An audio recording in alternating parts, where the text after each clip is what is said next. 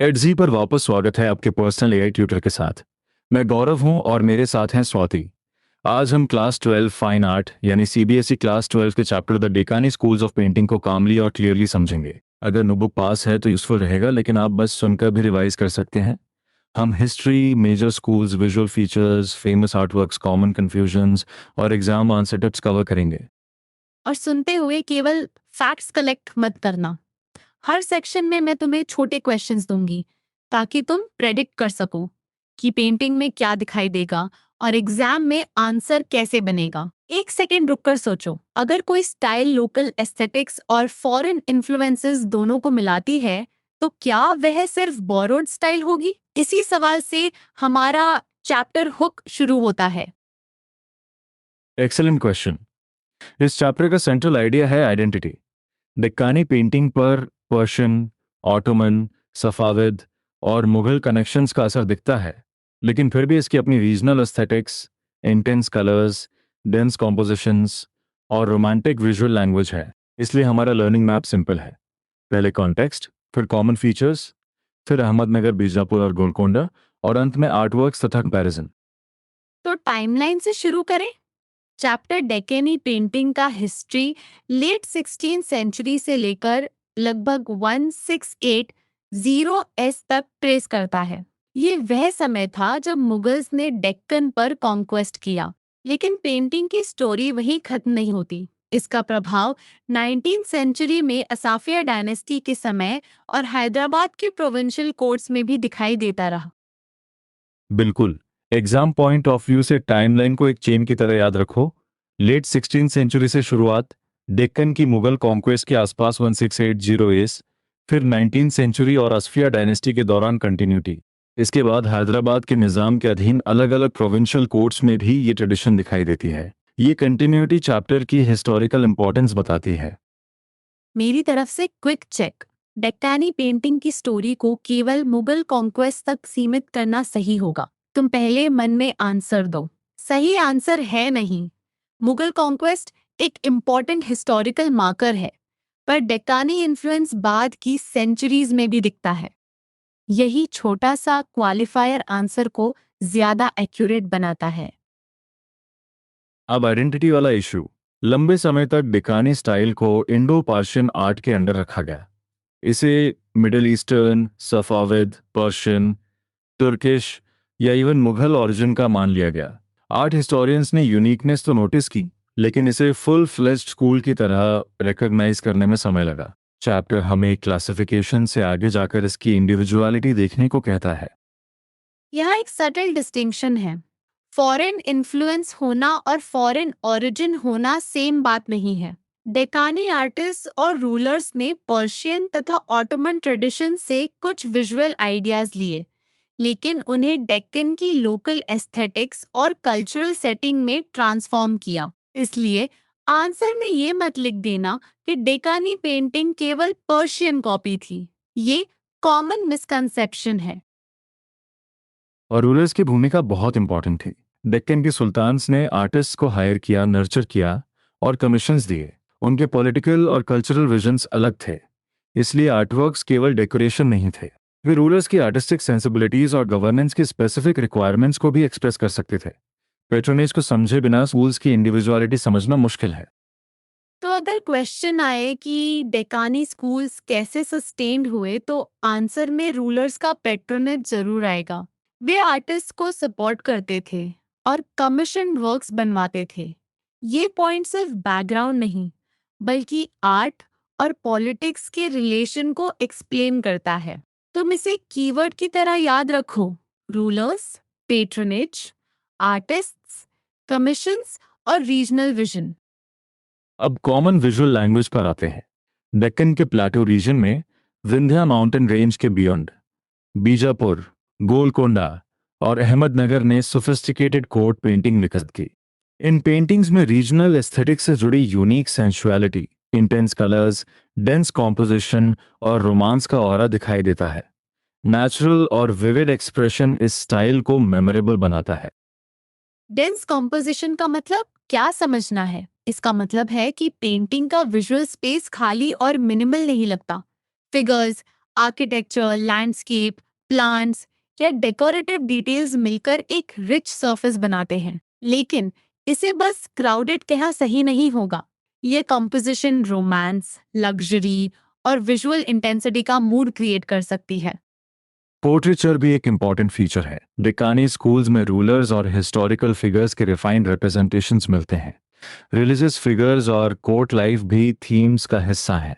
Portrait सिर्फ face का record नहीं हो सकता, वह status, political sovereignty, cultural identity या रिलीजियस रिस्पेक्ट का मैसेज भी कन्वे कर सकता है। और थीम्स को 3 ब्रॉड ग्रुप्स में रख सकते हैं: court life, religious and historical figures तथा नेचुरल वर्ल्ड। इनके साथ रोमांस और सेंसुअलिटी जुड़ती है। एग्जाम में पॉपुलर थीम्स पूछे जाएं तो केवल कोर्ट सीन्स मत लिखना। Nature, religious figures, music, astrology, literature और रॉयल एक्टिविटीज भी सोर्स में सपोर्टेड थीम्स हैं। एक एक्टिव रिकॉल चेक। अगर तुम्हें डेकानी पेंटिंग की 3 ब्रॉड विजुअल क्वालिटीज बतानी हो तो क्या कहोगे? सोचो। इंटेंस कलर्स, डेंस कॉम्पोजिशन और रोमांटिक तथा विविड इडियम। इनके साथ रीजनल एस्थेटिक्स और फॉरेन इन्फ्लुएंसेस का सिंथेसिस जोड़ोगे तो इंट्रोडक्शन या शॉर्ट नोट काफी स्ट्रॉन्ग बन जाएगा। मैं एक क्लैरिफिकेशन ऐड करूं। डेक्कानी स्टाइल को सिर्फ कलर बेस्ड स्टाइल की तरह पढ़ना अधूरा है। कलर्स इंपॉर्टेंट हैं, पर कॉम्पोजिशन, सब्जेक्ट मैटर, पैटर्नेज और रीजनल आइडेंटिटी इक्वली इंपॉर्टेंट है। पेंटिंग को पढ़ते समय पूछो, कौन दिखाई दे रहा है, किस सेटिंग में कौन से कलर्स हैं, और ये इमेज क्या कल्चरल या पॉलिटिकल मीनिंग सजेस्ट करती है। अब अहमदनगर स्कूल। डेक्कानी पेंटिंग के अर्लीस्ट एग्जाम्पल्स हुसैन निज़ाम शाह फर्स्ट के रेम को सेलिब्रेट करने वाले पोएम्स के वॉल्यूम में मिलते हैं। इसमें 12 मिनिएचर्स थे। बैटल सीन्स आर्टिस्टिक इंटरेस्ट में बहुत स्ट्रांग नहीं माने गए, लेकिन क्वीन और मैरिज को दिखाने वाले मिनिएचर्स गॉर्जियस कलर्स और सेंसुअस लाइंस के कारण खास आकर्षक हैं। तो अहमदनगर को याद करने के लिए बैटल सीन्स और क्वीन तथा मैरिज सीन्स का कॉन्ट्रास्ट हेल्पफुल है। हर मिनेचर को समान आर्टिस्टिक क्वालिटी का मानना सही नहीं है। कुछ सीन्स हिस्टोरिकल इंटरेस्ट देते हैं, जबकि क्वीन और मैरिज वाले इमेजेस कलर और लाइन की ब्यूटी के कारण अधिक एंगेजिंग है। यह डिस्टिंक्शन आंसर में डिटेल ला सकती है। अहमदनगर के विमेन फिगर्स में नॉर्दर्न ट्रेडिशन का प्रभाव दिखाई देता है। वे मॉडिफाइड मदर्न कॉस्ट्यूम पहनती है, जिसमें चोली और लॉन्ग ब्रेडेड डिटेल्स शामिल हैं। लेकिन बॉडी के नीचे से गुजरने वाला लॉन्ग स्कार्फ सदर्न फैशन से जुड़ता है, जैसा लेपाक्षी फ्रेस्कोज में देखा जाता है। यानी कॉस्ट्यूम में कल्चरल मिक्सिंग साफ दिखाई देती है। यहाँ एक छोटा क्वेश्चन, अगर फीमेल कॉस्ट्यूम में नार्दर्न और सदर्न दोनों संकेत मिले तो इससे क्या पता चलता है? यही कि डेक्कनी आर्ट आइसोलेटेड नहीं थी।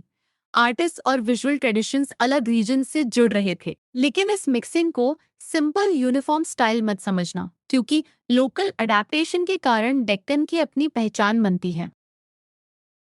पैलेट पर ध्यान दो। अहमदनगर पेंटिंग्स की कलर्स नॉर्दर्न मैन्युस्क्रिप्ट्स, खासकर मुगल अटेलियर से जुड़ी पेंटिंग्स की तुलना में रिचर और मोर ब्रिलियंट बताई गई हैं। हाई सर्कुलर होराइजन और गोल्ड स्काई में पर्शियन इन्फ्लुएंस दिखता है। लैंडस्केप इडियम के मामले में डेक्कन किंगडम्स पर पर्शिया का डेट भी चैप्टर में एक्नॉलेज किया गया है।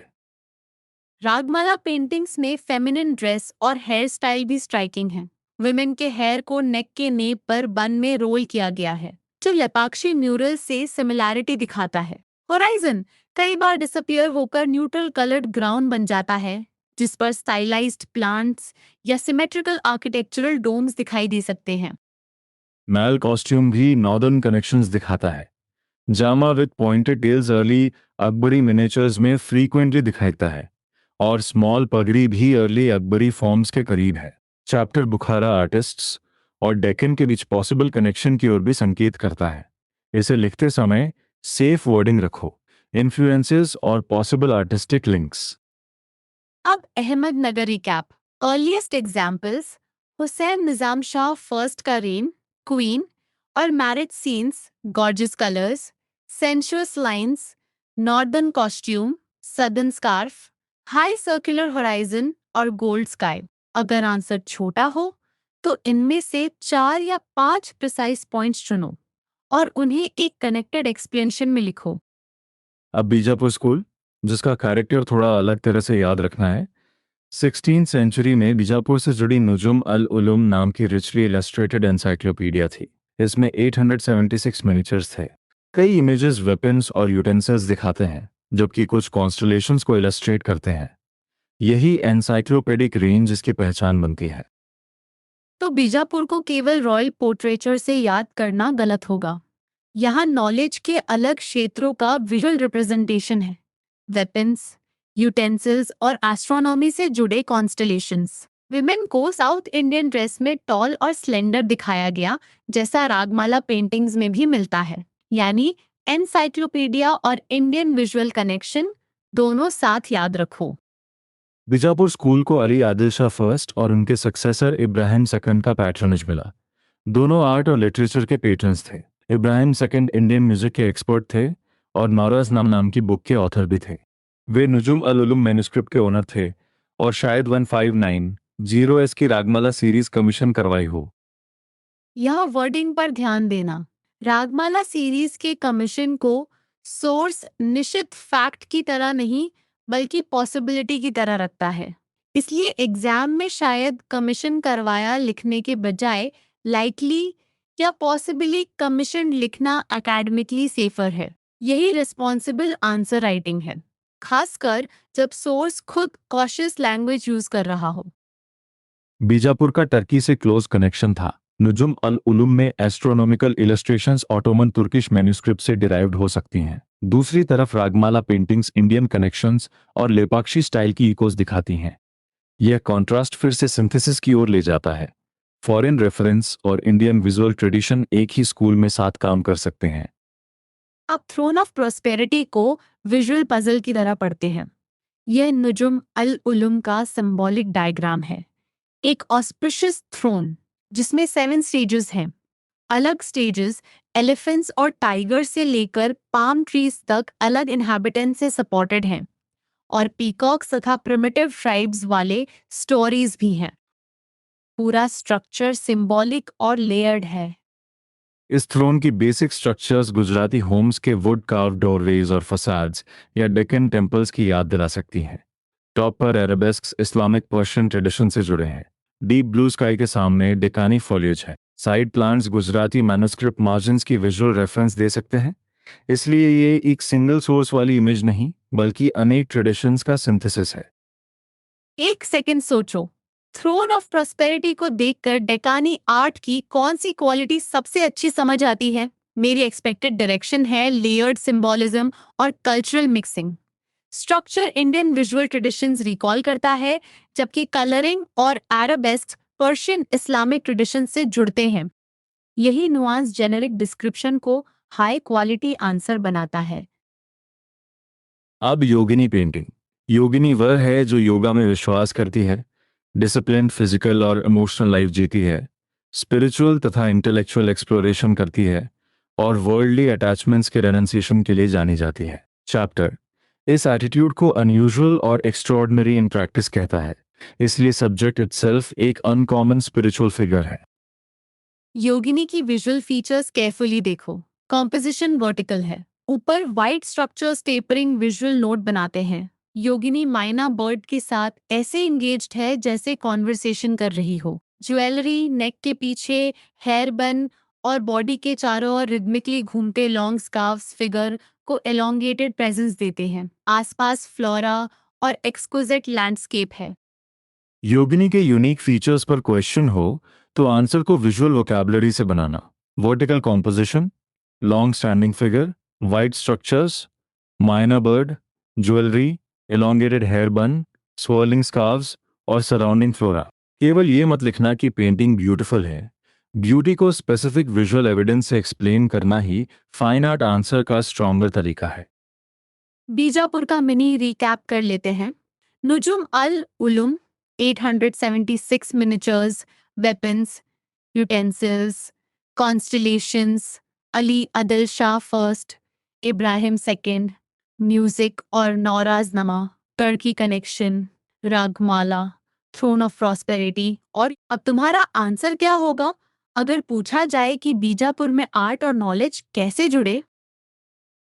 एक अच्छा आंसर कहेगा कि बीजापुर की पेंटिंग ट्रेडिशन एनसाइक्लोपेडिक और कल्चरली वाइड थी। इसमें एस्ट्रोलॉजी या कॉन्स्टलेशंस, वेपन्स, यूटेंसिल्स, लिटरेचर और म्यूजिक जैसे एरियाज आए। रूलर स्वयं आर्ट, लिटरेचर और म्यूजिक से जुड़े पेट्रन्स थे, इसलिए कोर्ट कल्चर ने विजुअल आर्ट को केवल डेकोरेशन नहीं बल्कि नॉलेज और रिफाइंड सेंसिबिलिटी का मीडियम भी बनाया। अब गोलकोंडा स्कूल की तरफ चलते हैं। गोलकोंडा 1512 में इंडिपेंडेंट स्टेट बना और 16th सेंचुरी के एंड तक डेक्कन किंगडम्स में सबसे वेल्दी था। ईस्ट कोस्ट के पोर्ट से आयरन और cotton goods south east Asia भेजे जाते थे। पर्शिया के साथ ट्रेड भी था और बाद में डायमंड्स की डिस्कवरी ने रेवेन्यू सोर्स को एक्सपैंड किया। इकोनॉमिक कॉन्टेक्स्ट और आर्ट के बीच कनेक्शन समझो। वेल्दी किंगडम में कोर्ट कल्चर और आर्ट मार्केट ग्रो कर सकता है। गोलकोंडा पेंटिंग्स में gold jewellery, elaborate costumes, vibrant themes और रिच लैंडस्केप्स पर अटेंशन दिखता है। Dutch merchants late 17th century में सुल्तान्स के पोर्ट्रेट्स यूरोप ले गए, जो बाजार और रॉयल पेंटिंग रेफरेंसेस से जुड़े माने जाते हैं। अर्ली 17th सेंचुरी की गोलकोंडा पेंटिंग्स में कुछ वर्क्स वॉल हैंगिंग्स के रूप में बनाए गए और कभी 8 फीट तक बड़े हो सकते थे। वे पिक्टोरियल डिजाइन से कवर्ड थे, जिनमें अलग ओरिजिन्स वाली आर्किटेक्चरल सेटिंग्स में फिगर्स दिखाई दी थी। इससे स्केल और डेकोरेटिव रिचनेस दोनों का आइडिया मिलता है। चैप्टर अर्लीस्ट 5 मिनिएचर्स को दीवान ऑफ हाफिज से जोड़ता है। इनमें यंग रूलर कोर्ट सीन में थ्रोन पर सीटेड है और हाथ में लॉन्ग स्ट्रीट डेकानी सोर्ड है। Prince white coat with embroidered vertical bands पहनता है। पेंटेड पेजेस गोल्ड से लैविशली एनरिच्ड हैं, डीप एजोर स्काई के साथ। आर्किटेक्चर सिमेट्रिकल और लेयर्ड है, कारपेट्स एलैबोरेटली पैटर्न है। इस सीन में डांसिंग गर्ल्स रॉयल गैदरिंग को एंटरटेन करती हैं। फ्लैट स्क्रीन्स एक के ऊपर एक रजिस्टर्स बनाते हैं, लेकिन आर्किटेक्चर अपैरेंटली अनफंक्शनल भी लगता है। ये रियलिस्टिक बिल्डिंग प्लान से ज्यादा डेकोरेटिव और स्टेज लाइक विजुअल इफेक्ट देता है। Gold Azure sky, pattern carpets और सिमेट्री मिलकर कोर्टली स्प्लेंडर क्रिएट करते हैं। इस अर्ली गोलकोंडा वर्क के बारे में एक एग्जाम वर्दी ऑब्जर्वेशन है। चैप्टर इसमें मुगल इन्फ्लुएंस नहीं देखता। पर्पल ह्यू का जनरस यूज मिलता है और एनिमल्स कभी ब्लू भी हो जाते हैं, जैसे ब्लू फॉक्सेस। यह सिंबॉलिक और imaginative colour language Mughal norms से डिपार्चर को हाईलाइट करती है। कलर को केवल डेकोरेशन नहीं, स्कूल आइडेंटिटी के एविडेंस की तरह पढ़ो। एक क्विक कंफ्यूजन चेक। अगर एनिमल ब्लू दिखाई दी तो क्या आर्टिस्ट ने नेचुरलिस्टिक मिस्टेक की? जरूरी नहीं। इस चैप्टर के कॉन्टेक्स्ट में अनयूजुअल कलर सिंबॉलिक या इमेजिनेटिव विजुअल चॉइस को सजेस्ट करता है। इसलिए पेंटिंग एनालिसिस में रियलिस्टिक कलर और एक्सप्रेसिव कलर के बीच डिफरेंस समझना चाहिए। डेक्कानी आर्ट की विजुअल फ्रीडम को याद रखो।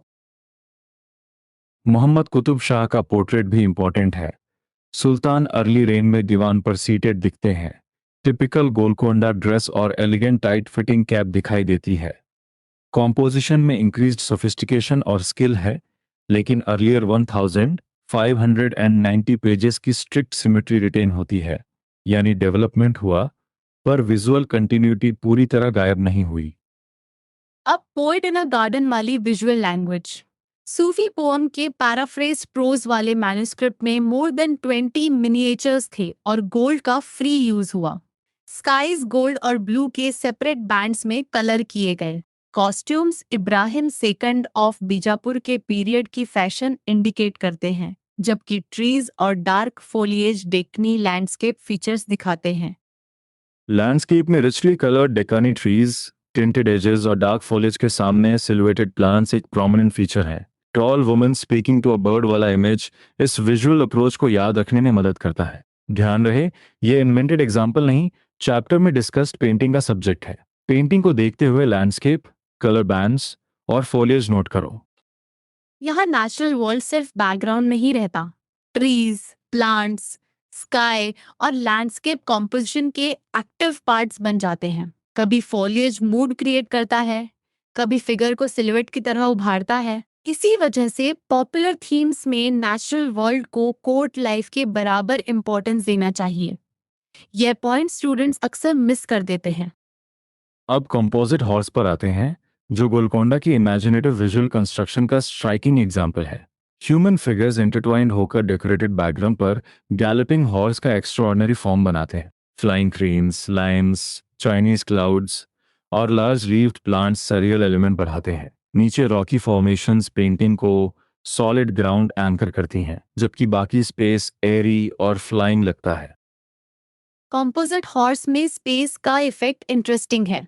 ऑब्जेक्ट्स फ्लोटिंग और डिस्प्लेस्ड फील होते हैं, इसलिए sense of space deliberately unusual बनता है। फिर नीचे के रॉक्स विजुअल स्टेबिलिटी देते हैं। कलर स्कीमा लिमिटेड है, लार्जली ब्राउन और कुछ ब्लू शेड्स में। अगर क्वेश्चन यूनिक फीचर्स पूछे तो intertwined figures, surreal imagery, dislocated space और लिमिटेड पैलेट जरूर मेंशन करना। Sultan Ibrahim Adil Shah second hawking painting extraordinary energy और सेंसिबिलिटी एक्सप्रेस करती है। हॉर्स के लिम्स और टेल पर ब्रिलियंट रेड, सुल्तान का flowing garment, dark dense forest foliage, olive green, emerald green और कोबाल्ट ब्लू मिलकर इंटेंस विजुअल एक्सपीरियंस बढ़ते हैं। व्हाइट हॉक सेंटर स्टेज पर आता है और सुल्तान का डेलिकेटली पोर्ट्रेट फेस नैरेटिव को ह्यूमन फोकस देता है। इस पेंटिंग में पर्शियन इन्फ्लुएंस हॉर्स और रॉक्स के ट्रीटमेंट में एविडेंट है, लेकिन प्लांट्स और dense foreground landscape native inspiration से जुड़े हैं। गैलोपिंग हॉर्स पूरे पैनोरामिक लैंडस्केप को विजुअली एक्टिवेट करता है। फिर वही सिंथेसिस लौटती है। फॉरेन रेफरेंस और नेटिव इंस्पिरेशन एक ही फ्रेम में मिलते हैं। इस पैटर्न को चैप्टर के सेंट्रल आइडिया से कनेक्ट करो। अब रागिनी पथमसिका ऑफ रागा हिंडोला। ये लगभग 1590 से 1595 के आसपास की वर्क है और रागमाला फैमिली से जुड़ी है। कुछ स्कॉलर्स इसे बीजापुर से मानते हैं, इसलिए आंसर में कॉशियस फ्रेजिंग रखेंगे। पेंटिंग में पर्शियन इन्फ्लुएंस डोम्स की अरेबिस्क डेकोरेशन में दिखता है, जबकि स्पेस में देवनागरी स्क्रिप्ट और इंडियन म्यूजिकल कॉन्टेक्स्ट भी मौजूद है। इस पेंटिंग में पेविलियन के अंदर दो ब्यूटीफुली ड्रेस्ड और बिजूल्ड वुमेन हैं और तीसरी बाहर दिखाई देती है। सेंट्रली प्लेस्ड फीमेल म्यूजिशियन एक इंडियन इंस्ट्रूमेंट अपेरेंटली वीणा बजा रही है। साइड फिगर्स रिथमिक स्वे से अकम्पनी करती हुई लगती हैं। वाइब्रेंट कलर्स में रेड डोमिनेंट है और ग्रीन उसका कॉम्प्लीमेंट बनता है। फिगर्स स्टाइलाइज्ड हैं क्योंकि फिजियोलॉजी और फेसेस फॉर्मूलेट डिटेल से कंस्ट्रक्टेड लगते हैं। Nearly all forms dark line से एम्फसाइज किए गए हैं। चैप्टर इस फीचर को अजंता म्यूरल से भी इंटरेस्टिंगली ऑब्जर्वेबल बताता है। लेफ्ट कॉर्नर में रेस ट्रंक वाला डार्क एलिफेंट वेलकम का डिलाइटफुल साइन है। छोटा एलिफेंट आर्किटेक्टोनिक स्ट्रक्चर को ब्रेक करके विजुअल इंटरेस्ट क्रिएट करता है। एक सेल्फ टेस्ट। रागिनी पथमसिका को डिस्क्राइब करते हुए तुम कौन से 5 विजुअल कीवर्ड्स लिखोगे? Red and green, pavilion, musician, veena, bejewelled women, dark outlines, Devanagari script, domes या वेलकमिंग एलिफेंट में से कोई 5 चुन सकते। लेकिन कीवर्ड्स को रैंडम लिस्ट न बनाओ, उन्हें कंपोजिशन, फिगर्स और कलर के 3 ग्रुप्स में ऑर्गेनाइज करो। सुल्तान अब्दुल्ला कुतुब शाह का पोर्ट्रेट भी एग्जाम में यूजफुल रेफरेंस बन सकता है। वह एंथ्रोन्ड है और एक हाथ में स्वॉर्ड पकड़े हुए है। स्वॉर्ड पॉलिटिकल सॉवरेंटी का सिंबल है। हेड के अराउंड हेलो डिविनिटी डिपिक्ट करता है। ऊपर पर्शियन इंस्क्रिप्शन भी है, इसलिए रॉयल पोर्ट्रेट में फिगर, ऑब्जेक्ट, पोस्चर, इंस्क्रिप्शन और सिंबॉलिक मीन को साथ पढ़ना चाहिए। हैदराबाद डेक्कन की प्रोविंशियल पेंटिंग में हजरत निजामुद्दीन औलिया को हजरत अमीर खुसरो द्वारा म्यूजिक सुनते हुए दिखाया गया है। यह कोर्ट पेंटिंग जैसी टेक्निकल सोफिस्टिकेशन नहीं रखती, लेकिन चार्मिंग और नैरेटिव है। यह पॉपुलर इंडियन थीम को रिप्रेजेंट करती है। इससे हमें याद रहता है कि डेकानी ट्रेडिशन में केवल एलीट कोर्ट इमेजेस ही नहीं, धार्मिक और कल्चरल सब्जेक्ट्स भी आते हैं। चांद बीबी प्लेइंग पोलो भी इंपॉर्टेंट आर्टवर्क है। इसमें बीजापुर की क्वीन चांद बीबी को चौगन यानी इक्वेस्ट्रियन पोलो गेम खेलते हुए दिखाया गया है। सोर्स उन्हें अकॉम्प्लिश्ड रूलर और ग्रेट स्पोर्ट्स पर्सन बताता है। पेंटिंग प्रोविंशियल और मच लेटर पीरियड की लगती है, इसलिए इसे कोर्ट पीरियड की डायरेक्ट कंटेम्प्रेरी पेंटिंग मान लेना कॉमन मिस्टेक हो सकता है। अब तक हम फर्स्ट मेजर आइडिया यानी हिस्टोरिकल कॉन्टेक्स्ट और कॉमन फीचर्स से आगे बढ़कर 3 स्कूल्स और आर्ट वर्क्स कवर कर चुके हैं। नोटबुक में 3 कॉलम्स बनाओ, स्कूल, विजुअल फीचर्स और एग्जाम्पल्स। अहमदनगर में कॉस्ट्यूम तथा गोल्ड स्काई, बीजापुर में एनसाइक्लोपीडिया तथा योगिनी और गोलकोंडा में वेल्थ वाइब्रेंट कलर तथा इमेजिनेटिव कॉम्पोजिशंस लिखकर मेमोरी मजबूत करो। अब डेकानी और मुगल स्टाइल की कंपैरिजन। सोर्स हमें ये नहीं कहता कि दोनों में कोई कनेक्शन नहीं था। पोर्ट्रेचर और रिप्रेजेंटेशन ऑफ हिस्टोरिकल तथा रिलीजियस फिगर्स दूसरे कंटेम्पररी स्कूल्स में भी मिलते हैं। मुगल पोर्ट्रेचर होली यूनिक नहीं था। सफाविद और ऑटोमन स्कूल्स में भी ऐसी इंक्लिनेशंस दिखती हैं, लेकिन डेकानी स्टाइल ने अपनी रीजनल आइडेंटिटी और विजुअल लैंग्वेज विकसित की। कंपैरिजन आंसर में ओवरक्लेम मत करना। यह मत लिखना कि डेक्कनी पेंटिंग में मुगल इन्फ्लुएंस कभी था ही नहीं। बेटर फ्रेम होगा, डेक्कनी पेंटिंग में पर्शियन, ऑटोमन, नर्दन और कभी मुगल कनेक्शंस के बावजूद डिस्टिंक्ट रीजनल एस्थेटिक्स कायम रखी। Intense colours, dense composition, romance, local landscape और अनयूजुअल कलर सिंबोलिज्म इसकी इंडिविजुअलिटी को सपोर्ट करते हैं। एक यूजफुल कंपैरिजन ग्रिड बनाते हैं। अहमदनगर को अर्ली मिनिचर्स, क्वीन और मैरिज सीन्स, मिक्स्ड कॉस्ट्यूम्स तथा ब्रिलियंट पैलेट से जोड़ो। बीजापुर को नजुम अल्लुलम, एस्ट्रोलॉजी, म्यूजिक, लिटरेचर, रगमाला और योगिनी से, गोलकोंडा को trade wealth, gold jewellery, wall hangings, court scenes, rich landscapes और इमेजिनेटिव कलर से। यह ग्रिड शॉर्ट आंसर्स में बहुत काम आएगा। मैं एक एक्टिव रिकॉल राउंड करती हूँ। कौन सा स्कूल एनसाइक्लोपीडिया और नुजुम अल उलुम से जुड़ा है? बीजापुर। कौन सा स्कूल ट्रेड वेल्थ और गोल्ड ज्वेलरी के लिए प्रोमिनेंट है? गोलकोंडा। कौन सा स्कूल अर्ली मिनिएचर्स और नॉर्दर्न तथा सदर्न कॉस्ट्यूम डिटेल्स दिखाता है? अहमदनगर। आंसर बोलकर दो, सिर्फ मन में पहचानना पर्याप्त नहीं है। एक्सरसाइज क्वेश्चंस को स्ट्रैटेजी से देखो। योगिनी की यूनिक फीचर्स पूछी जाएं तो vertical composition, minor, scarves, hair bun, jewellery और फ्लोरा लिखो। पॉपुलर थीम्स पूछे जाएं तो court life, religious and historical figures, natural world, romance, music और एस्ट्रोलॉजी जैसे सपोर्टेड पॉइंट्स चुनो। टू पेंटिंग्स पर 100 वर्ड्स की नोट में आइडेंटिफिकेशन, विजुअल डिस्क्रिप्शन और सिग्निफिकेंस का स्ट्रक्चर रखो। एक्स में ऐसे एग्जैक्ट डाउट्स को सोक्रेटिक क्वेश्चंस से ब्रेक कर सकते हो। पहले खुद आंसर बोलो, फिर चेक करो कि तुम्हारे रिस्पॉन्स में स्कूल नेम, विजुअल एविडेंस और हिस्टोरिकल मीनिंग तीनों है या नहीं। चाहो तो किसी फ्रेंड के साथ रिवीजन ड्यूअल की तरह पूछो। एक पेंटिंग चुनो और दूसरा व्यक्ति उसके कलर्स तथा इन्फ्लुएंसेस आइडेंटिफाई करे। डिफरेंस बिटवीन डेकान और मुगल स्टाइल पूछने पर आंसर को पैराग्राफ में ऑर्गेनाइज करो। पहले डेकानी की रीजनल आइडेंटिटी लिखो, फिर इंडो पर्शियन, पर्शियन, ऑटोमन और नॉर्दर्न कनेक्शंस मेंशन करो। उसके बाद intense colours, dense composition, romance, sensuality, natural vividness और लोकल एस्थेटिक्स एक्सप्लेन करो।